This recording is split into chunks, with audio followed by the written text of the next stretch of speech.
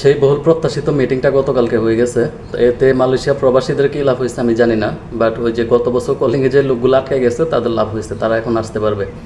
এখন যে তিনটা মূল পয়েন্ট ছিল আমাদের প্রবাসীদের, যে তিনটা মূল দাবি দেওয়া ছিল, তার মধ্যে একটা হচ্ছে এইখানে পাসপোর্টের যে ভোগান্তি, প্রতিটা প্রবাসী যে পরিমাণ ভোগান্তিতে ভোগে পাসপোর্টের জন্য, সেটা নিরসন করা, সেটা দূর করা। সেকেন্ড হচ্ছে মালয়েশিয়া, প্রত্যেকটা দেশে মানুষের মাল্টিপল ভিসা হয়, কিন্তু বাংলাদেশিদেরকে শুধু সিঙ্গেল এন্ট্রি ভিসা দেয়। তো বাংলাদেশি প্রবাসীদেরকে যাতে মাল্টিপল ভিসা দেয়, তো সেটার জন্য সেটা ছিল আরেকটা দাবি দেওয়ার মধ্যে। আর আরেকটা ছিল যে এখানে যারা অবৈধ অভিবাসী আছে, অবৈধ প্রবাসী যারা আছে, তাদেরকে যেন বৈধতার একটা সুযোগ দেওয়া হয়। মূলত তিনটা বিষয় ছিল মেইন ফোকাস। তো ডক্টর আসিফ নজরুলের এই সফরে আমাদের এই তিনটা জিনিসের একটাতেও কোনো লাভ হয়েছে কিনা আমি জানি না, বাট আমাদের জোর দাবি থাকবে এই তিনটার প্রতি। দেখেন, বাংলাদেশ থেকে কলিংয়ের লোক নিয়ে আসার কোনো দরকার নাই। এটা এখানে অনেক অজস্র মানুষ, লাখ লাখ মানুষ এখানে অলরেডি আছে।